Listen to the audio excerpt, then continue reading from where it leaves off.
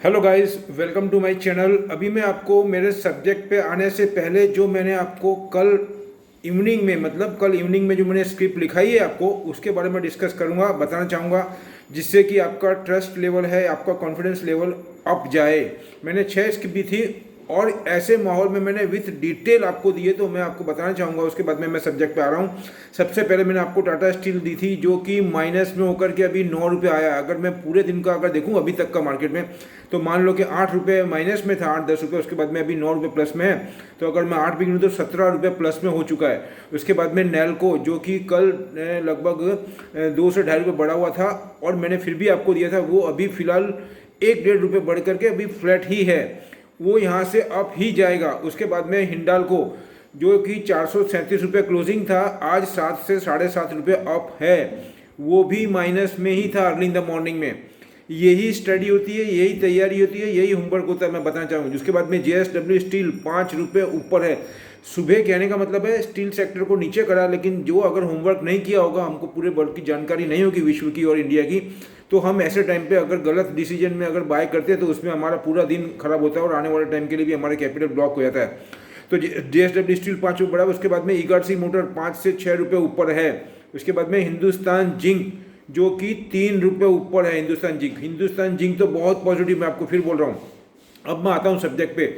जो कल मार्केट बंद हुआ था हमारा, उसमें आप देखा था कल आपने मार्केट 200 मतलब near to 100-125 point minus plus में रखा था। अब आज मार्केट अभी आप देखेंगे तो I give you congratulation for new milestone by our Indian market, that is about 55,000 index, जो कि अभी इंडेक्स आप देखेंगे तो 55,150 के करीब था। अभी फिलहाल 55,100-110 चल रहा है, मतलब 240-250 पॉइंट अप है मार्केट।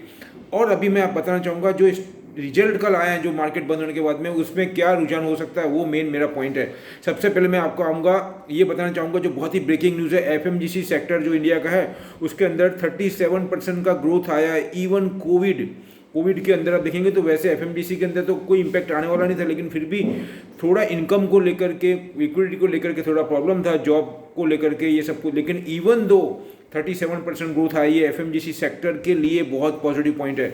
अब मैं आता हूँ मेन जो रिजल्ट्स आए हैं कल, उसकी बात करूँगा मैं। सबसे पहले बात करूँगा टाटा स्टील, उसका Q1, please note down. Q1 उसका प्रॉफिट आया है 8,907 करोड़ नेट प्रॉफिट। मैं आपको यहाँ बताना चाहूँगा कंपनियाँ नेट प्रॉफिट जितने भी एक्सपेंस होती है पूरा जो फ्यूचर में भी हो सकता है उसको भी वो कंसिडर करती है। उसके बाद में they have to calculate and finalise net profit. तो नेट प्रॉफिट उसका 8,907 करोड़ आया है। Q1 2022 की बात कर रहा हूँ, 21-22 का जो फाइनल अपने 22-23 का, मतलब 21 और 22 का, जैसे 21-22 का जो अपने क्वार्टर है उसके अंदर फर्स्ट क्वार्टर जो अप्रैल से लेकर के जून तक का, उसके अंदर ये इतना प्रॉफिट आया है। और उनका जो इसी पीरियड के अंदर लास्ट ईयर के अंदर लॉस था 4,416 करोड़ का, मतलब उन्होंने लॉस भी कवर किया है। उसके ऊपर अगर मैं वैसे देखना तो 8 और 4 12, 12.5-13,000 करोड़ से ज़्यादा का उन्होंने प्रॉफिट किया है। ये लॉस को अगर मैं ऐड करूँ तो ऐसा बोल रहा हूँ। अब मैं आता हूँ उनकी रेवेन्यू कितनी अप हुई है। रेवेन्यू अप हुई है 108%, दैट इज़ 53,372 करोड़, 53,372 करोड़ उसका जो रेवेन्यू है वो है। उसके बाद में बोथ इंडिया एंड यूरोप, उनका प्लांट यूरोप में भी है तो उसको अंदर भी बहुत ज़्यादा पोटेंशियल हुआ है। साइजेबल यूरोप के अंदर ग्रोथ हुआ है, साइजेबल वर्ड यूज़ हुआ उसमें। अब उसमें कितना हुआ, 70.4%, मतलब बोथ आर। अगर यूरोप में भी ये इंडिकेशन नहीं दे रहा है कि वहाँ पे इंफ्रास्ट्रक्चर को लेकर के और स्टील सेक्टर के अंदर, व्हीकल के अंदर काफ़ी डिमांड है और वहाँ का जो प्रोडक्शन है वो A1 क्वालिटी का है। मैं आपको बता रहा हूँ, क्या बोल रहा हूँ आपको, it's A1 quality of Europe steel plant. तो ये आपके टाटा स्टील आपको ध्यान में हो गया, जो कि रिजल्ट के मतलब मार्केट क्लोज होने के बाद में आया था। अभी मार्केट के अंदर अभी 8-9 रुपये ही ऊपर करा है उसको, लेकिन यहाँ से ये शूटअप होगा। आपको मैं फिर बता रहा हूँ, आपको शूटअप होने वाला है, इसको होल्ड करना, सेल करने की जरूरत नहीं है माय डियर।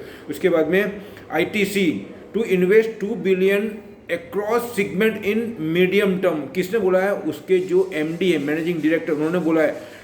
बहुत ही पॉजिटिव है, लेकिन ये थोड़ा स्लो मूविंग है, लेकिन अभी पिछले 5-10 दिन से इसने स्पीड पकड़ ली है ITC के अंदर। और ये टोबैको के अंदर है और FMGC के अंदर है, लेकिन FMGC के अंदर इसकी बहुत मोनोपोली और बहुत ही प्रीमियम प्रोडक्ट है इसकी, उसको देखते हुए उनके एमडी बहुत एग्रेसिव हो गए हैं और आने वाले टाइम के लिए उन्होंने जो 2 बिलियन का पूरा क्रॉस सेक्टर के अंदर इन्वेस्टमेंट करने की बात करी है, वो उसके लिए सोने पे सुहागा का काम करेगा। अब उसके बाद में मैं आता हूँ ऑटोमोबाइल्स पार्ट की कंपनी, कौन है? बाबा कल्याणी की। आप समझ गए होंगे व्हाट आई एम सेइंग।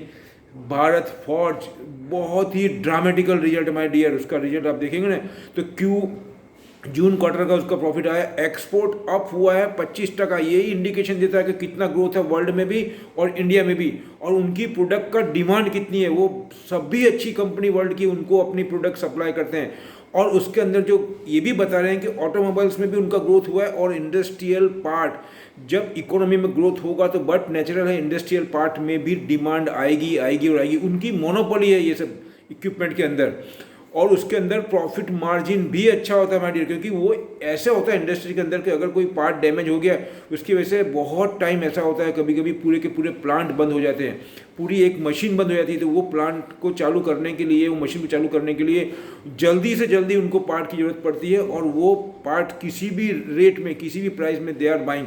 और ये सभी कंपनियां जिसकी मोनोपोली है वो समझ रही है, उसके हिसाब से वो बहुत ज़्यादा प्राइस रखती है, उनको मोनोपोली होती है। On that base price margin and profit margin are so high. तो आने वाला टाइम बहुत ब्राइट फ्यूचर है भारत फॉर्ज का।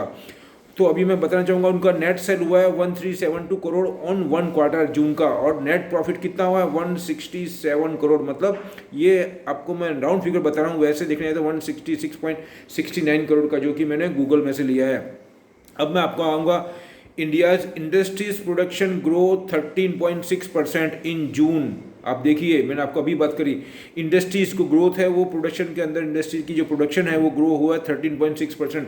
इसका मतलब ये इंडिकेशन मिल रहा है कि जो कोविड का फ्लो है वो धीरे धीरे कम हो गया है, लोगों का रुझान बढ़ गया है, और एम्प्लॉयमेंट भी बढ़ रहा है, प्रोडक्शन भी बढ़ रहा है। ये इंडिकेशन दे रहा है कि normal C are just on track. मैं ये बोल रहा हूँ, ये सबको ध्यान में रखना। अब मैं आपको ये वीडियो में आपको बताना चाहूँगा, अभी यहीं पे समाप्त करूँगा, उसका बाद में दूसरा वीडियो और बनाता हूँ, वो भी रिजल्ट से रिलेटेड है। तो ध्यान रखना, ये काफ़ी लंबा हो जाएगा। ऑन दैट मेरा डिस्प्ले में रखना चाहूँगा, ये मेरी अपनी लाइफ, अपनी स्टडी है। आप अपना फाइनल डिसीजन अपने एक्सपर्ट की गाइडेंस से लें। और आपको, अगर मेरे को वीडियो अच्छे लग रहे हैं आपको तो आप मेरा इस वीडियो को लाइक करें, शेयर करें, सब्सक्राइब भी करें, जिससे कि आने वाला बेल आइकन दबाएंगे तो मेरा आने वाला नेक्स्ट वीडियो उसका इंटीमेशन आपको मिलेगा, और हम मिल करके ज़्यादा से ज़्यादा प्रॉफिट कमाएंगे हमारे मार्केट से। जय हिंद।